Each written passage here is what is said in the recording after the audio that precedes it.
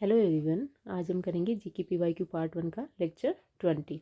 और इसको जो पीवाईक्यू सीरीज़ है, एक बार हम इसको 20 तक ही रोक के पहले हम क्या करेंगे, जो करंट अफेयर्स के इंपॉर्टेंट टॉपिक्स बच रखे हैं कुछ, उनको कवर करेंगे। जैसे स्पोर्ट्स से रिलेटेड जो सबमिट्स वगैरह है, कॉन्फ्रेंसेज वगैरह, कुछ और भी टॉपिक हैं जो बच रहे हैं, तो पहले हम उनको कवर करेंगे क्योंकि 21 से जो फेज़ 12 का एग्ज़ाम है वो शुरू होने जा रहे हैं।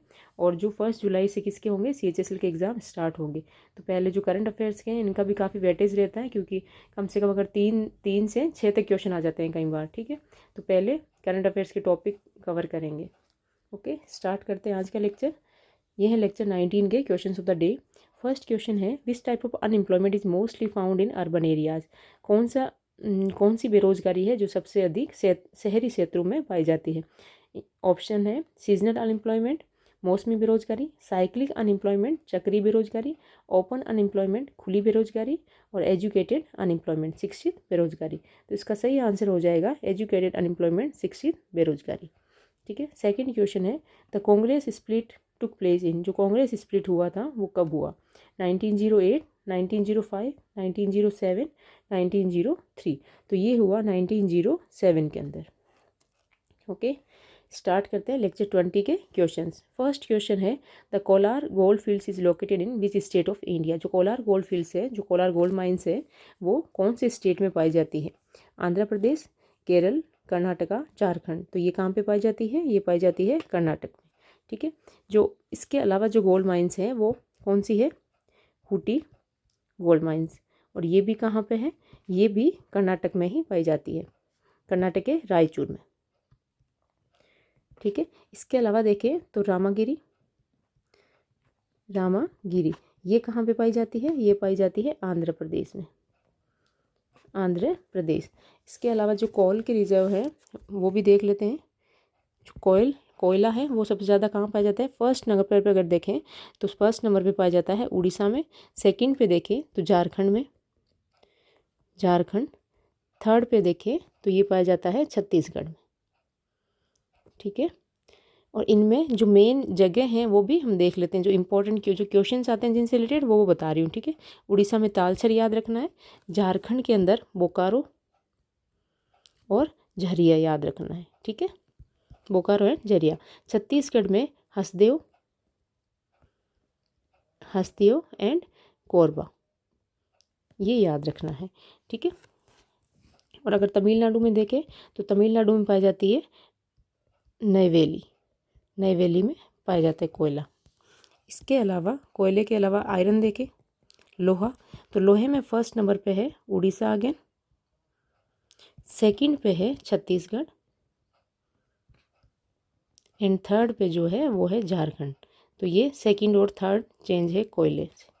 ठीक है, उड़ीसा में कहाँ पे,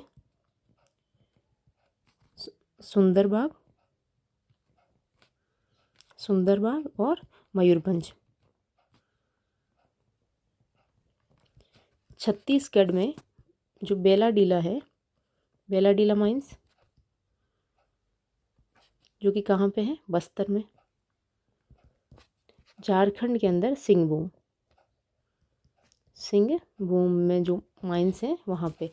इसके अलावा कर्नाटक में देखें अगर तो कर्नाटक में कहाँ पे, बाबा बुदानगिरी, और जो इसके अलावा कुद्रेमुख।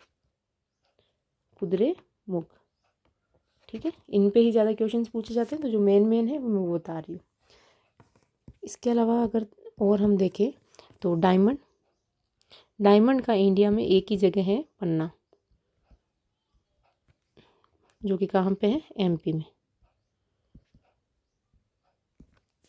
ठीक है, ऑयल एंड नेचुरल गैस देखें, ऑयल एंड नेचुरल गैस का तो कहाँ पे, आसाम में डिगबोई, मुंबई हाई एंड गुजरात। राजस्थान में कहाँ पे, बाड़मेर में। ठीक है, और यूरेनियम का कहाँ है, जादूगोड़ा, जो कि कहाँ पे, झारखंड, सिंहभूम झारखंड में। ठीक है, ये है हमारे जो मेन जो मिनरल्स के क्वेश्चंस आते हैं उनसे रिलेटेड। ठीक है, नेक्स्ट क्वेश्चन करें। In which city the 9th edition of the Indian International Science Festival held in January 2024, जो जनवरी 2024 में भारतीय अंतर्राष्ट्रीय विज्ञान महोत्सव का 9वां संस्करण किस शहर में आयोजित किया गया? पुणे, कोलकाता, चेन्नई, फरीदाबाद। तो ये किया गया फरीदाबाद, कहाँ पे? हरियाणा में। ठीक है, जो कि जनवरी में हुआ था, 17 जनवरी से लेके 20 जनवरी तक। और इसकी जो थीम है, थीम क्या है? Science and tech public outreach in Amritkaal. ठीक है, ये है इसकी theme, science and tech public outreach in Amritkaal. Next question, as per the 2011 census what was the percentage of urban population in India? जो 2011 की जनगणना के अनुसार भारत में शहरी जनसंख्या का प्रतिशत कितना है? Between 40% and 45%, between 30 and 35%, between 10% and 15%, and between 20% and 25%। तो ये है बिटवीन 30 से 35% के बीच में। और एग्जैक्ट अगर देखें तो कितना है? 31.36%। और हाईएस्ट कहाँ पे है? हाईएस्ट पॉपुलेशन देखें अर्बन, हाईएस्ट अर्बन पॉपुलेशन, तो वो कहाँ पे है? वो है महाराष्ट्र में। ठीक है, और जो लोवेस्ट है वो कहाँ पे है? सिक्किम में। रूरल पॉपुलेशन देखें अगर, रूरल पॉपुलेशन का परसेंटेज वो कितना है? वो है 68.84%। और हाईएस्ट स्टेट, जो हाईएस्ट रूरल पॉपुलेशन का जो स्टेट है वो कौन सा है? यूपी।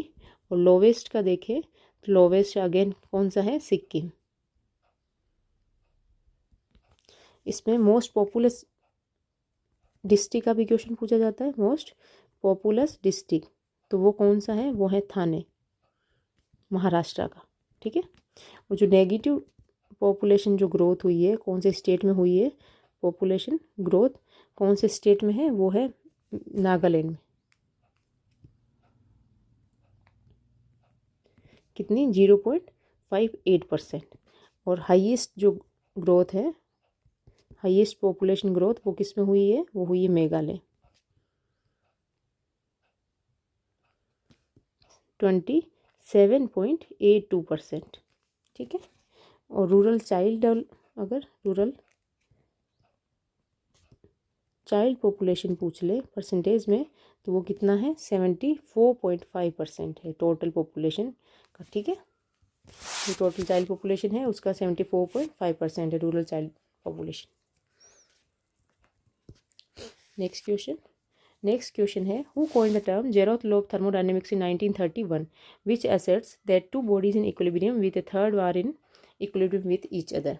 जो जेरोथ लॉ ऑफ थर्मोडायनेमिक्स है वो क्या कहता है कि अगर कोई भी दो बॉडीज इक्विलिब्रियम में है, थर्मल इक्विलिब्रियम में है, तो जो फर्स्ट एंड जो थर्ड होगी वो भी आपस में इक्विलिब्रियम में होगी। ठीक है, तो ये जेरोथ लॉ ऑफ थर्मोडायनेमिक्स किसने दिया?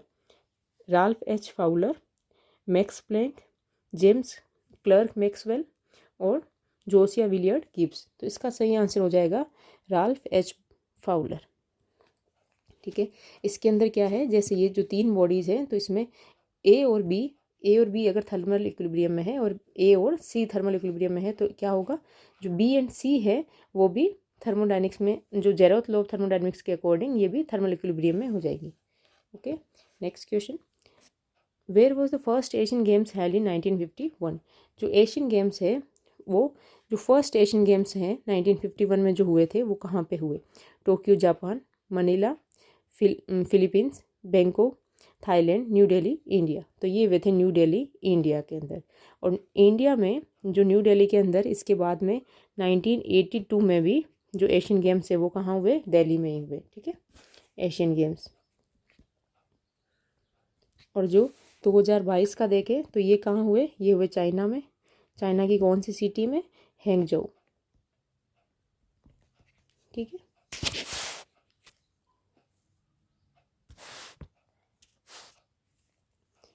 और इसके अलावा जो ओलंपिक गेम्स का देख लेते हैं। ओलंपिक गेम्स, तो ओलंपिक गेम्स में जो फर्स्ट समर ओलंपिक हुए फर्स्ट समर ओलंपिक। ये कहाँ पे हुए? ये हुए 1896 में एथेंस में, ग्रीस। ठीक है, ग्रीस में हुए। और जो 2023 के हैं वो कहाँ हुए? बर्लिन जर्मनी में, बर्लिन जर्मनी। और हमारी इंडियन जो मैन हॉकी टीम है, इन्होंने जो फर्स्ट गोल्ड मेडल जीता, हॉकी टीम ने फर्स्ट गोल्ड मेडल जो जीता वो कब जीता?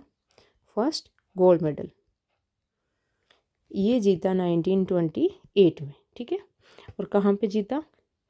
एम्स्टर्डम, एम्स्टर्डम नीदरलैंड में। और इसके बाद में जो जीता वो जीता 1948 में, कहाँ पे? लंदन में। ठीक है, इंडिपेंडेंट इंडिया ने जीता 1948 में, और उससे पहले जीता 1928 में। इसके अलावा अगर हम देखें जो इंडियन क्रिकेट टीम है, इंडियन क्रिकेट टीम ने जो ODI वर्ल्ड कप जीता फर्स्ट, वो कब जीता? वो जीता 1983, ये भी लंदन में जीता। और इसके बाद जीता 2011 में, जो कि कहाँ पे? इंडिया में, मुंबई के वानखेड़े स्टेडियम में। ठीक है, ODI वर्ल्ड कप। इसके अलावा और जो कॉमनवेल्थ गेम्स हैं उनका भी देख लेते हैं। कॉमनवेल्थ गेम्स में फर्स्ट कहाँ पे हुए? ये हुए 1930 में, कहाँ पे? कनाडा में हुए। और जो 2022 के हुए वो कहाँ हुए? Birmingham, England. ठीक है,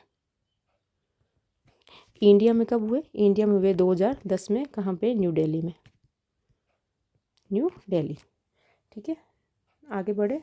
next question, under which article of the constitution, in case of the dissolution of Lok Sabha, the speaker does not vacate his office until immediately before the first meeting of the house after dissolution? तो संविधान के कौन से अनुच्छेद के तहत लोकसभा भंग होने की स्थिति में विधानसभा भंग होने के तुरंत बाद तक अध्यक्ष अपना पद खाली नहीं करता है?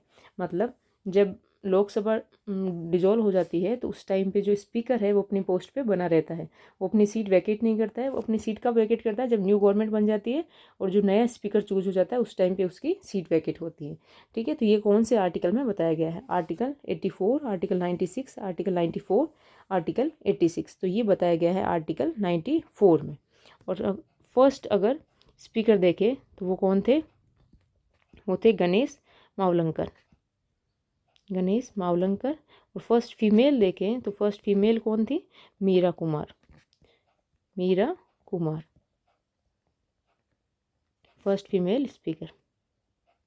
और अभी कौन है?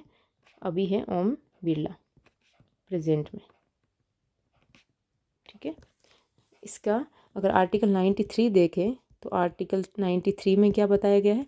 आर्टिकल 93 में बताया गया है स्पीकर एंड डेप्यूटी स्पीकर के बारे में, डेप्यूटी स्पीकर के बारे में। और ये किस में से चूज होते हैं? ये होते हैं हाउस से ही चूज। ठीक है, और कौन हाँ चूज करता है? जो लोकसभा के मेंबर है वही चूज करते हैं। Chosen bye house means Lok Sabha from members. और ये जो ओथ लेते हैं वो किसकी लेते हैं? एज ए मिनिस्टर लेते हैं। ठीक है, ये शपथ जो लेते हैं किसकी लेते हैं? मिनिस्टर की ले लेते हैं पहले ही। तो ये वापस जो स्पीकर की शपथ नहीं लेते हैं। स्पीकर जो होता है वो होता है रूलिंग पार्टी का, और जो डेप्यूटी स्पीकर होता है ये होता है अपोजिशन पार्टी का। ओके, इसके अलावा देखें अगर तो 94 में, आर्टिकल 94 में क्या क्या दिया गया है? इसकी जो सीट वैकेट होती है वो रिज़ाइन देता है तब, और यार इसका रिमूवल हो जाता है स्पीकर एंड डेप्यूटी स्पीकर का, उसके बारे में बताया गया है। तो जो रिज़ाइन देगा वो किसको देगा? रिज़ाइन स्पीकर जो है वो देता है डेप्यूटी स्पीकर को। ठीक है, डेप्यूटी स्पीकर को। और जो डेप्यूटी स्पीकर है वो देता है स्पीकर को। तो ये आपस में ही एक दूसरे को देते हैं। ठीक है, और इनका जो रिमूवल होता है, रिमूवल कैसे होगा? जो रेजोल्यूशन पास करके, किससे? मेजोरिटी से। Resolution pass by majority. Majority of members, जो टोटल मेंबर्स हैं उनकी मेजॉरिटी से जो रेजोल्यूशन पास किया जाएगा उससे इनको रिमूव करने के लिए, ठीक है। और ये हमने देख लिया, जो स्पीकर है वो तुरंत सीट वैकेट नहीं करता है, can't leave. When Lok Sabha dissolve, जो लोकसभा डिजोल्व होती है तो स्पीकर सीट वैकेट नहीं करता है। ये कब करता है? ये करता है आफ्टर न्यू गवर्नमेंट फॉर्म, जो नई गवर्नमेंट फॉर्म हो जाती है और जो नया स्पीकर चूज हो जाता है उसके बाद में, न्यू गवर्नमेंट फॉर्म और उसकी फर्स्ट जो मीटिंग होती है, ठीक है। स्पीकर जो है वो क्या करता है? जॉइंट सीटिंग को ही प्रिसाइड करता है। जो जॉइंट सीटिंग होती है दोनों जो हाउसेज की उनको प्रिसाइड करता है। Speaker preside joint sitting. और जो मनी बिल का जो होता है फाइनल डिसीजन किसका होता है? वो होता है स्पीकर का, कि ये मनी बिल है या नहीं है। ये डिसीजन फाइनल किसका माना जाएगा? ये माना जाएगा स्पीकर का। और जो स्पीकर को सैलरी और जो अलाउंसेस दिए जाते हैं वो किससे दिए जाते हैं? कंसोलिडेटेड फंड ऑफ इंडिया से, कंसोलिडेटेड फंड ऑफ इंडिया से दिए जाते हैं। Okay, next question. क्वेश्चन है which of the following statements is correct regarding the Lucknow pact. जो लखनऊ संधि के बारे में निम्नलिखित में से कौन सा कथन सही है? फर्स्ट स्टेटमेंट है it was sign in the year 1916। ये कब साइन किया गया? 1916 में हस्ताक्षर किए गए इसमें। और सेकंड स्टेटमेंट है it was sign between the moderate and radical factions of the Congress. ये कांग्रेस के उदारवादी एंड कट्टरपंथी गुटों के बीच हस्ताक्षर किए गए थे। तो इसमें क्या है? ये जो फर्स्ट है लखनऊ पैक्ट, ये कब किया गया? 1916, ये तो सही है। और जो सेकंड है मॉडरेट एंड रेडिकल, ये गलत है। इसमें क्या होगा? इसमें होगा ये किस किस के बीच में साइन किए गए? इंडियन नेशनल कांग्रेस, जो इंडियन कांग्रेस है उसके बीच, एंड किसके बीच में? मुस्लिम लीग के बीच में, ठीक है। तो ये मॉडरेट्स एंड रेडिकल्स के बीच में नहीं हुए थे, ये हुए किसके बीच में? Indian national Congress and Muslim league के बीच में जो ये साइन किया गया था, ठीक है। तो इसमें क्या हो जाएगा? ओनली फर्स्ट हो जाएगा सही। करेक्ट पूछा है तो ये हो जाएगा ओनली फर्स्ट, और सेकंड क्या है? स्टेटमेंट गलत है। इसमें जो मुस्लिम लीग है ये कब फॉर्म की गई? मुस्लिम लीग फॉर्म की गई 30 दिसंबर 1906 में। कहाँ पे? ढाका। और अब उसको क्या बोलते हैं? अब बोलते हैं ढाका। और इसके फाउंडर कौन थे? फाउंडर देखें तो वो थे नवाब ख्वाजा सलीमुल्लाह।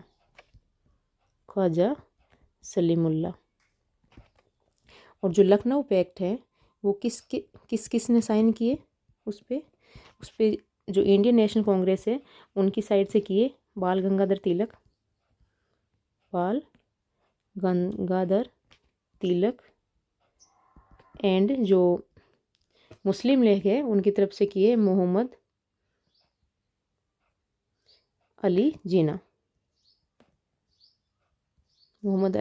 और ये किसके बीच में sign between Bal Gangadhar Tilak and Mohammad Ali Jinnah. और ये किसको शो करता है? ये करता है हिंदू मुस्लिम यूनिटी को। Okay, next question.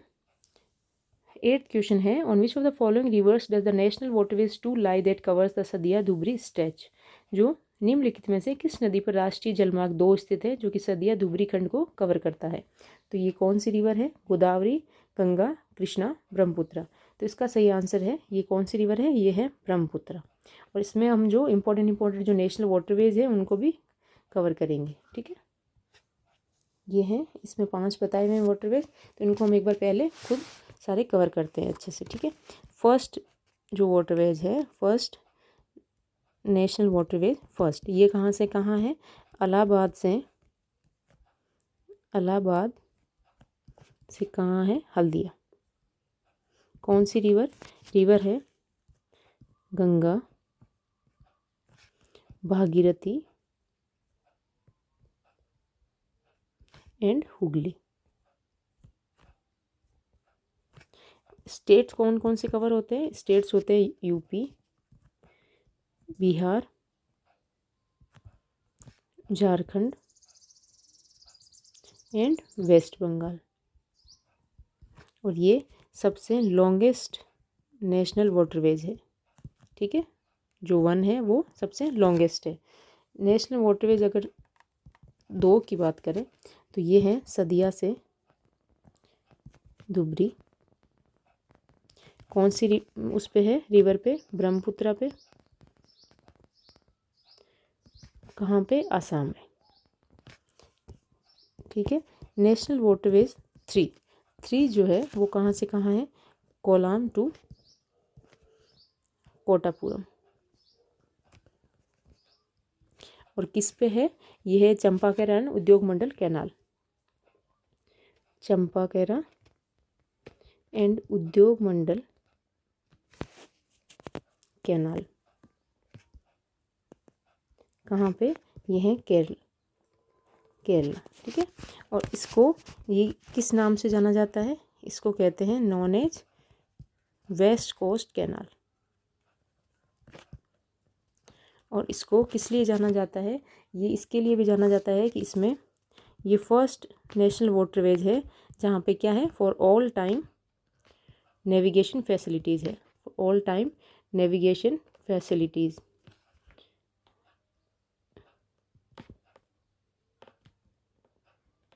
Navigation facilities, ठीक है। नेशनल वाटरवेज थर्ड देख चुके हैं, फोर्थ देखें तो फोर्थ कहाँ से कहाँ तक है? यह है काकीनाडा से पौंडीचेरी, काकीनाडा टू पौंडीचेरी। और ये कौन कौन सी रिवर को कनेक्ट करता है? ये करता है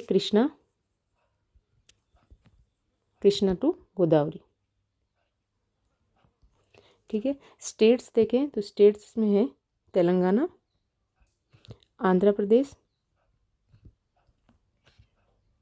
तमिलनाडु एंड यूटी में पुदुचेरी, ठीक है।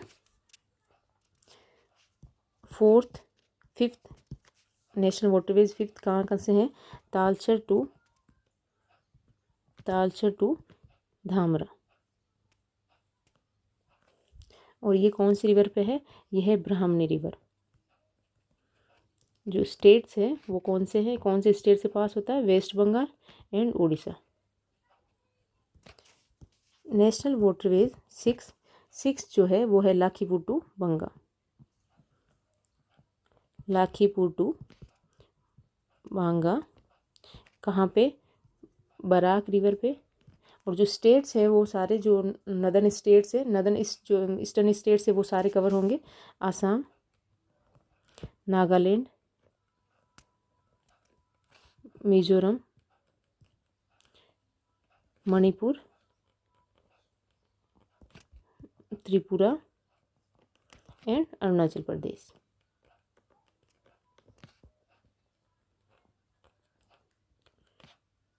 ओके, ये है हमारे जो नेशनल वाटरवेज हैं जो इम्पोर्टेंट वो। और इसके अंदर हम यहाँ पे देख लेते हैं सबसे जो शॉर्टेस्ट है, जो स्मॉलेस्ट वाटरवे नेशनल वाटरवे वो कौन सा है? वो है 69 नेशनल वाटरवे 69 कहाँ पे है? ये है तमिलनाडु में। और जो लॉन्गेस्ट है वो कौन सा है? वो है national waterway first, Allahabad to Haldia, जो कि गंगा भागीरथी एंड हुगली रिवर पे है।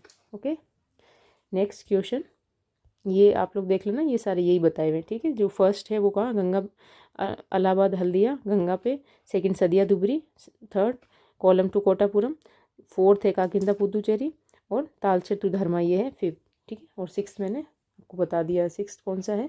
लखीपुर टू भंगा बराक रिवर पे। ये क्वेश्चन आया हुआ है, ठीक है। क्वेश्चन सारे आए हुए हैं लगभग, तो इनमें मैंने इसीलिए इनको जो इंपॉर्टेंट क्वेश्चन पूछे जाते हैं उसी पे बताएं।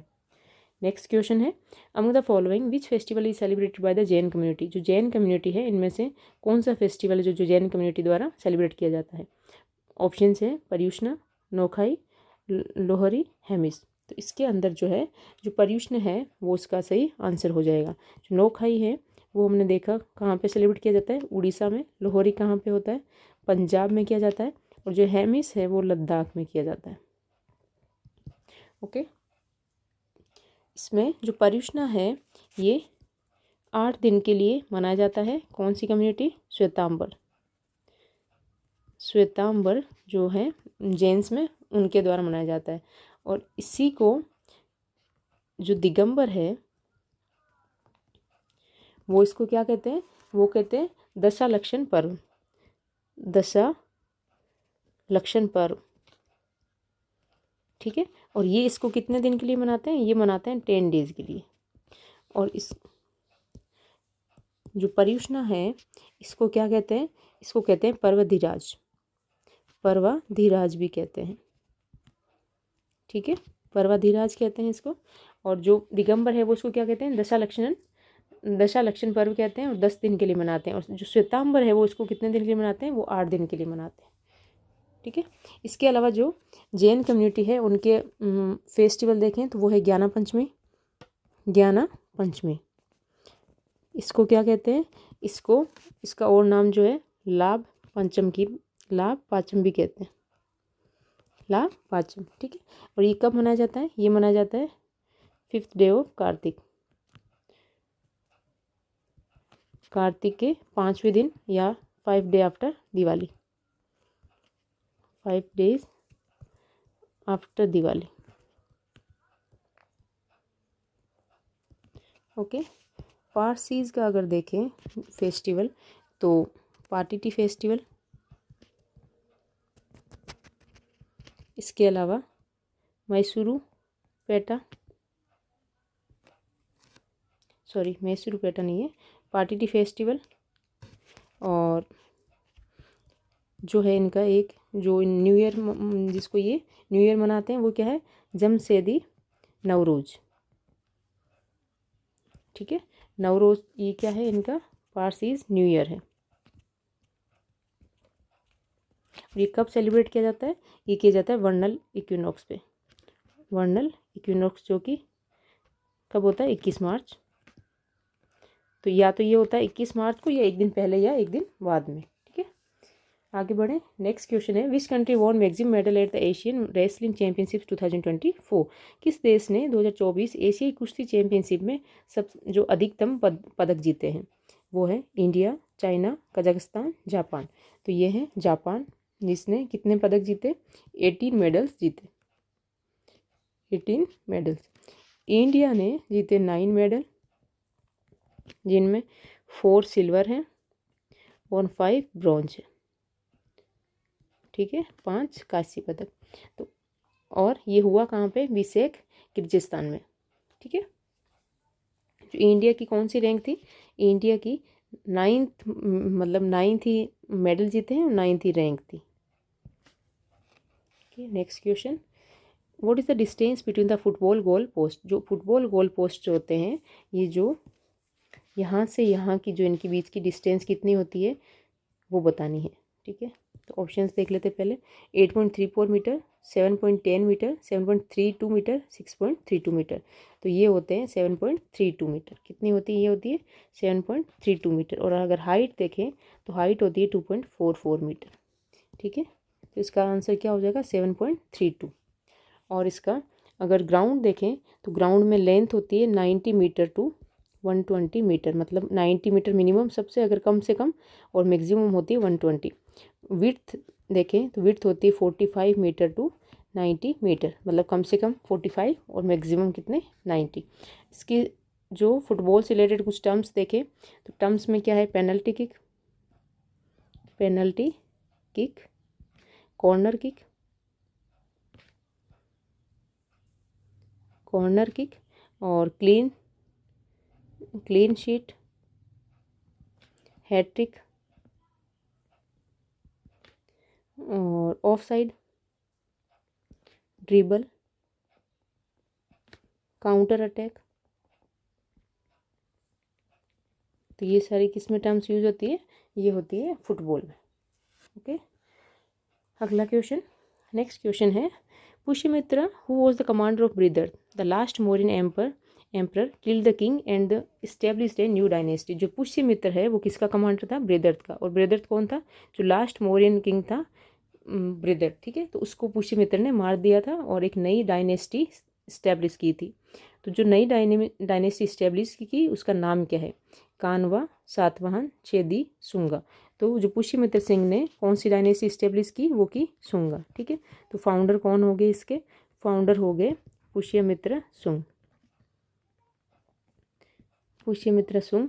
और जो कैपिटल इन्होंने बनाई वो थी विदिशा, कैपिटल विदिशा, जो कि अभी कहाँ पे है? एमपी में, ठीक है, प्रेजेंट में। और इसका जो, और ये किसको पैट्रोनाइज करता था? ये पैट्रोनाइज करता था बुद्धिज्म को।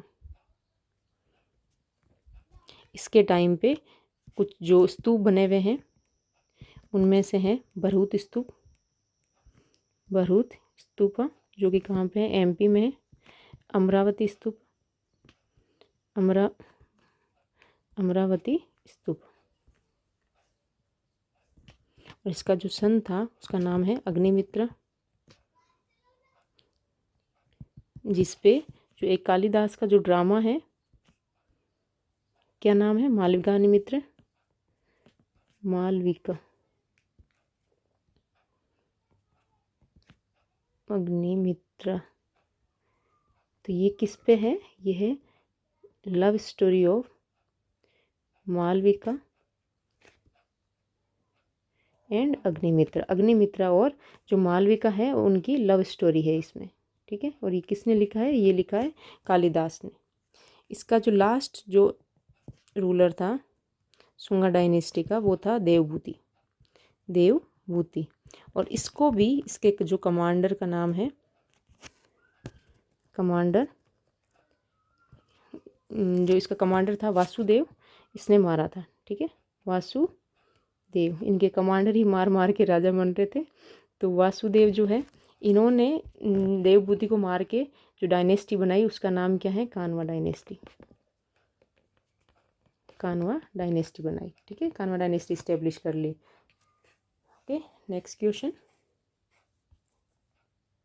ये है, which regulatory body in the India is responsible for overseeing and the regulating micro finance institutions. जो माइक्रो फाइनेंस इंस्टीट्यूशन है उनका जो रेगुलेटरी बॉडी है वो कौन है? भारत में कौन सा नियामक निकाय माइक्रो फाइनेंस संस्थान देखरेख और विनियमन के लिए जिम्मेदार है? ऑप्शंस है Small Industries Development Bank of India SIDBI, भारतीय लघु उद्योग विकास bank, Securities and Exchange Board of India SEBI, भारतीय प्रतिभूति और विनिमय board, Reserve Bank of India, भारतीय Reserve Bank, National Bank for the Agriculture and Rural Development, राष्ट्रीय कृषि और ग्रामीण विकास बैंक। तो इसका सही आंसर है आरबीआई। जो रिजर्व बैंक ऑफ इंडिया है वो रेगुलेटरी बॉडी है किसकी? जो माइक्रो फाइनेंस इंस्टीट्यूशंस हैं उनकी। और ये कब बनी? 1 अप्रैल 1935। इसके जो गवर्नर है प्रेजेंट वो कौन से हैं? 25th गवर्नर है, 25th।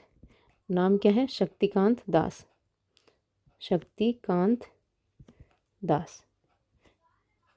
जो फर्स्ट गवर्नर थे, फर्स्ट गवर्नर उनका नाम क्या था? Sir Osborne Smith, sir Osborne Smith. और जो फर्स्ट इंडियन गवर्नर थे उनका नाम क्या था? C D Deshmukh, C D Deshmukh. Okay, next question, the book title the ministry of utmost happiness has been written by. जो बुक है उसका नाम क्या है? The ministry of utmost happiness. तो ये किसने लिखी है? Jia Pingwa, Dan Brown, Arundhati Roy, Sunita Narain. तो ये बुक है किसकी? अरुंधति रॉय की। अरुंधति रॉय को जो ये फर्स्ट इंडियन है जिसको क्या मिला है? फर्स्ट इंडियन जिसको क्या मिला है? बुकर प्राइज़ मिला है। कब? 1997 में। और ये किसके लिए मिला है? ये मिला है the god of small things, ठीक है। इसके लिए इसको, जो अरुंधति रॉय है, इनको बुकर प्राइज़ मिला था। जो इनकी ये बुक्स है इंपॉर्टेंट इनको भी देख लेते हैं। The god of small things, the algebra of infinite justice, listening to grasshoppers, field notes on democracy. Walking with the comrades, capitalism, a ghost story, and ordinary persons guide to empire, the shape of the beast. तो ये सारी books भी किसकी हैं? ये सारी भी हैं अरुंधति रॉय की। ठीक है, जो ये इंपॉर्टेंट बुक्स हैं जिन पे क्वेश्चंस आते हैं तो ये ध्यान रखनी है। और ये तो मोस्ट इंपॉर्टेंट है the god of small things, जिसके लिए इनको क्या मिला? द बुकर प्राइज़ मिला था 1997 में। Okay, next question, which of the following options are homogeneous mixtures. निम्नलिखित में से कौन से विकल्प समांगी मिश्रण है? होमोजेनियस मिक्सचर क्या होता है? जिसमें सेम प्रोपोर्शन होता है, जो कंपोनेंट्स होते हैं उनका यूनिफॉर्म मिक्सचर होता है, उनका कंपोजिशन कैसा होता है? यूनिफॉर्म होता है। ठीक है, तो ऑप्शंस क्या है? Solution, colloid, suspension, milk, toothpaste, salt water, brass, विलियन, कोलाइड, निलंबन, दूध, टूथपेस्ट, नमक, पानी, पीतल। तो ये नहीं होगा। इसमें क्या है? जो कॉलोइड एंड जो सस्पेंशन है वो क्या है? होमोजेनियस मिक्सचर नहीं है। सेकंड है सॉल्यूशन, कॉलोइड, मिल्क, टूथपेस्ट, तो इसमें भी कॉलोइड आ रहा है तो ये भी नहीं होगा। थर्ड है कॉलोइड, सस्पेंशन, कॉलोइड और सस्पेंशन आ रहे हैं तो ये भी होमोजेनियस मिक्सचर नहीं होगा।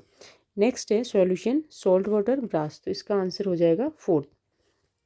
ओके, इसमें क्या है? जो होमोजेनियस होते हैं इसमें होता है सेम प्रोपोर्शन ऑफ कंपोनेंट्स, और कंपोजिशन कैसा होता है इनका कंपोजिशन होता है यूनिफॉर्म कंपोजिशन। और ये दिखने में भी जो इनका अपीयरेंस होता है वो भी यूनिफॉर्म होगा, कि मतलब ये एक जैसे दिखेंगे। अगर हम कॉफ़ी देखते हैं तो कॉफ़ी में सिर्फ वो घुली हुई कॉफ़ी अलग से, जो कॉफ़ी अलग से नहीं दिखेगी, वो पूरा घुला हुआ पानी वैसे पूरा दूध में घुला हुआ दिखेगा आपने। ठीक है, तो ये किसके एग्जाम्पल हैं? ये हैं होमोजीनियस मिक्सचर के एग्जाम्पल।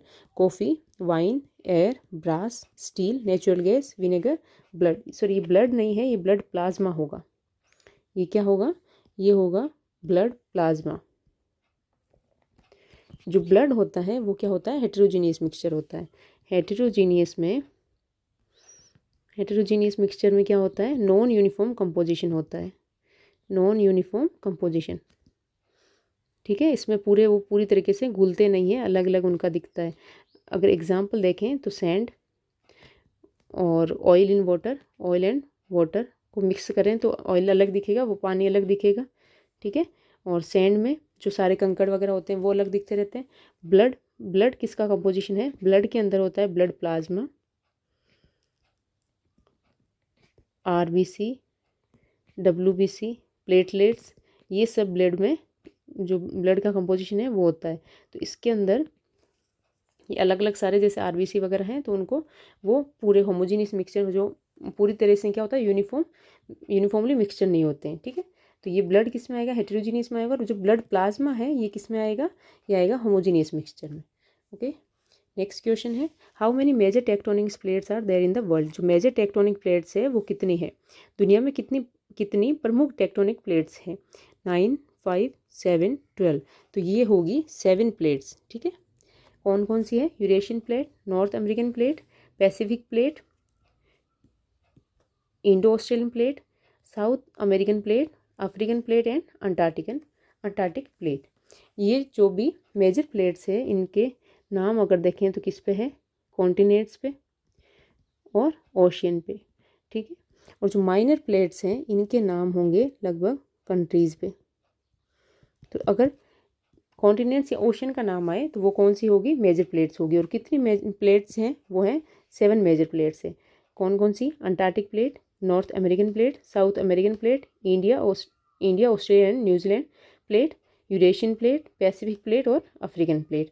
और अगर जो माइनर प्लेट्स हैं इनकी अगर एग्जांपल देखें तो ये हैं Cocos plate, Nazca plate, Arabian तो ये है मेजर प्लेट है, फूजी, फिलीपींस प्लेट। ठीक है, ये कैसोलिन, ये सारी किसकी होगी? ये है सारी माइनर प्लेट्स। ठीक है, जो मेजर प्लेट्स है वो कितनी है? वो 7 ही है ऑलरेडी। और ये हाँ अरेबियन प्लेट भी माइनर प्लेट ही है। ओके, आगे बढ़े। नेक्स्ट क्वेश्चन है, which of the following books was written by the Megasthenes. निम्नलिखित में से कौन सी पुस्तक मैगस्थनीज द्वारा लिखी गई है? इनमें से ऑप्शंस में कौन सी पुस्तक है? इंडिका, नागनंदा, नीतिसरा, बुद्ध चरिता। तो इसमें से जो ऑप्शन सही है वो है इंडिका। ये किसने लिखी है? ये लिखी है मैगस्थनीज ने। ओके, मैगस्नीज। जो नागनंदा है ये किसने लिखी है? ये लिखी है हर्षवर्धन ने। जो नीति सरा है ये लिखी है कमंद का। और जो बुद्ध चरित्र है वो लिखी है अश्व घोष ने लिखी है बुद्ध चरित्र। इसके अलावा अगर बुक्स देखें कुछ तो तहकीक हिंद ये किसने लिखी है? ये लिखी है अलबेरूनी ने। एक सेकंड, यहाँ पे तहकीक हिंद। इसके अलावा किताब उल रहला ये किसने लिखी है? ये लिखी है इब्न बतूता ने। और तारीख ए फिरोज शाही ये किसने लिखी है? ये लिखी है जियाउद्दीन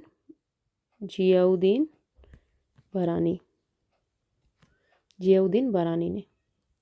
ठीक है। हुमायूं नामा किसने लिखी है? हुमायूं नामा लिखी है गुलबदन बेगम ने। और तुजुक ए बाबरी ये किसने लिखी है? ये बाबर ने खुद लिखी है। इसके अलावा अकबरनामा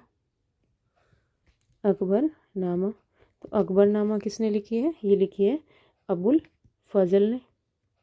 ठीक है। तो किताब उल रहेला किसने लिखी है? Ibn Battuta. तारीख फिरोज शाही जियाउद्दीन बरानी। हुमायूं नामा गुलबदन बेगम। तुजुक बाबरी बाबर ने लिखी है। अकबरनामा अबुल फजल ने लिखी है। ठीक है। और जो इंडिका है वो किसने लिखी है? मैगस्नीज नागनंदा हर्षवर्धन ने। नीति सरा कमंदका ने। और बुद्ध चरिता अश्व घोष ने लिखी है। और तहकीक हिंद लिखी है किसने? अलबेरूनी ने। ठीक है। तो ये बुक्स आपको याद रखनी है। ये सारे क्वेश्चंस आए हुए हैं इसलिए मैंने सारे लिखवाए। Okay. Next question, which of the following musicians is India's only female shehnai player? जो निम्नलिखित में से कौन सी संगीतकार भारत की एकमात्र महिला शहनाई वादक है? जो ओनली फीमेल जो है वो शहनाई बजाती है, उनका नाम बताना है। बागेश्वरी कमर, गौहर जान, गिरिजा देवी, कौशिकी चक्रवर्ती। तो इनका सही नाम है, जो आंसर सही होगा वो होगा बागेश्वरी कमर। ठीक है। ये है जो क्या बजाती है? शहनाई बजाती है। और शहनाई के जो मेन फेमस है प्लेयर वो कौन है? बिस्मिल्लाह खान। इनको भारत रत्न मिला है कब? इनको दिया गया है भारत रत्न 2001 में। ठीक है। और इनको जो चारों जो सिविलियन अवार्ड है वो चारों मिले हुए हैं। ठीक है। कौन कौन से? भारत रत्न, पद्म भूषण, पद्म विभूषण और पद्मश्री, ये चारों इनको मिले हुए हैं। Next question, by which of the following process does a solid substance directly converted into gas? जो निम्नलिखित में से किस प्रक्रिया द्वारा एक ठोस पदार्थ सीधे गैस में परिवर्तित हो जाता है? वो है ऑप्शन है डिपोजिशन निक्षेपण, सब्लिमेशन, उत्सादन, वेपोराइजेशन, वाष्पीकरण, फ्यूजन, संलयन। तो इसका सही आंसर क्या हो जाएगा? सही आंसर होगा इसका सब्लिमेशन। ठीक है। जो डायरेक्ट किससे सॉलिड किस में कन्वर्ट हो जाता है? गैस में कन्वर्ट हो जाता है। इसको क्या कहते हैं? इसको कहते हैं सब्लिमेशन। ये है जो स्टेट में जो चेंज होता है उसका बताया हुआ है। तो यहाँ पे मैं ऐसे लिख देती हूँ, सॉलिड, लिक्विड और गैस। ठीक है। तो जब सॉलिड है वो लिक्विड में होगा, सॉलिड किस में होगा? लिक्विड में। तो उसको क्या कहेंगे? फ्यूजन या मेल्टिंग। फ्यूजन या मेल्टिंग। तो इसको क्या कहेंगे? जब सॉलिड किस में बदलेगा? लिक्विड में बदलेगा। ये सॉलिड है, ये लिक्विड है और ये गैस है।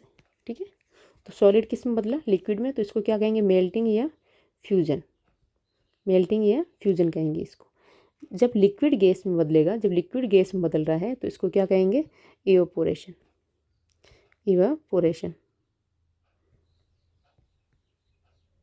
ठीक है। और अगर सॉलिड जो है ये डायरेक्ट किस में बदल जाए? गैस में कन्वर्ट हो जाए तो इसको क्या कहेंगे? इसको कहेंगे सब्लिमेशन। ठीक है।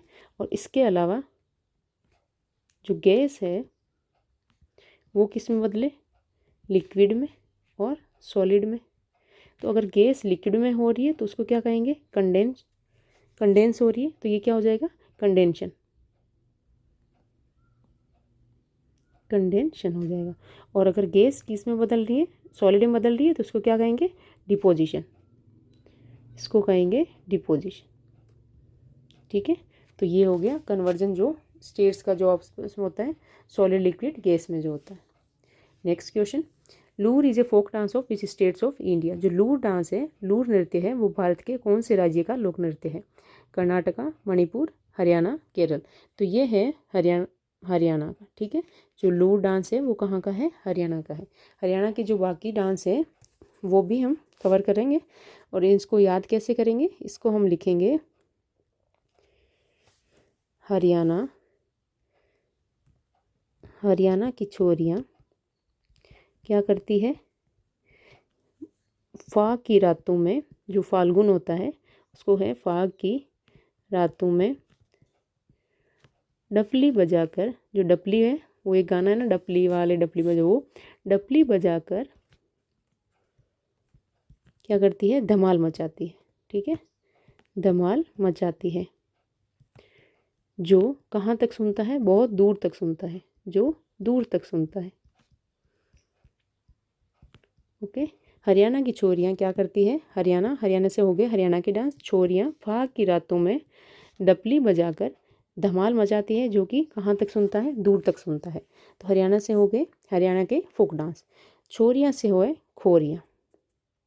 खोरिया डांस, जो कि कौन करती है, ओनली बाय वुमेन। ये जब शादी वगैरह होती है तब औरतों द्वारा किया जाता है। फाग से है फाग, और ये मैन एंड वुमेन दोनों करते हैं। ये क्या है, ये है एग्रीकल्चरल फोक डांस, एग्रीकल्चरल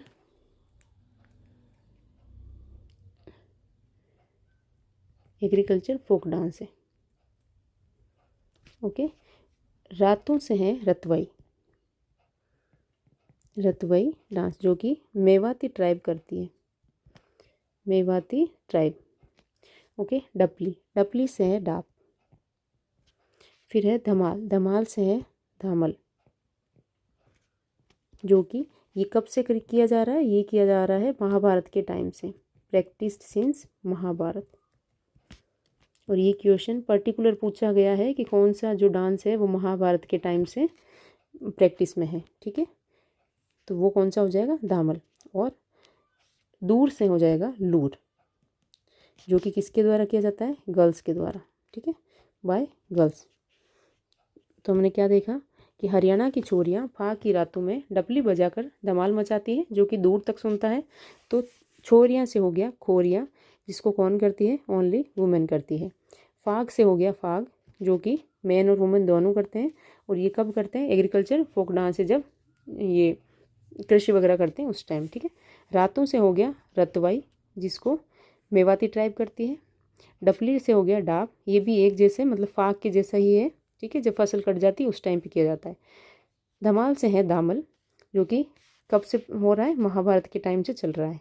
दूर से है लूर, जो कि कौन करती है, गर्ल्स करती है। ठीक है। नेक्स्ट है, ये है लेक्चर 20 के क्वेश्चन ऑफ द डे, जिसके आंसर देने हैं आपको कमेंट। ठीक है। फर्स्ट क्वेश्चन है, which of the following states does the dance form Kalbelia belong to. जो कालबेलिया डांस है वो कौन से स्टेट से बिलोंग करता है, कौन से स्टेट से जुड़ा हुआ है, उत्तराखंड, राजस्थान, उड़ीसा, पंजाब। ठीक है।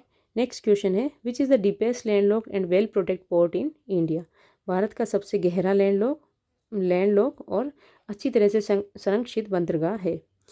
ऑप्शंस हैं Visakhapatnam port, Mumbai port, Tuticorin port और कांडला पोर्ट। तो इनके आंसर देने हैं आपको।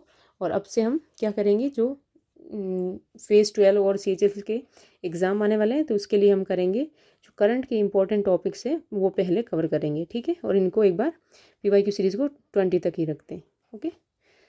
आज का लेक्चर इतना ही है। Thank you.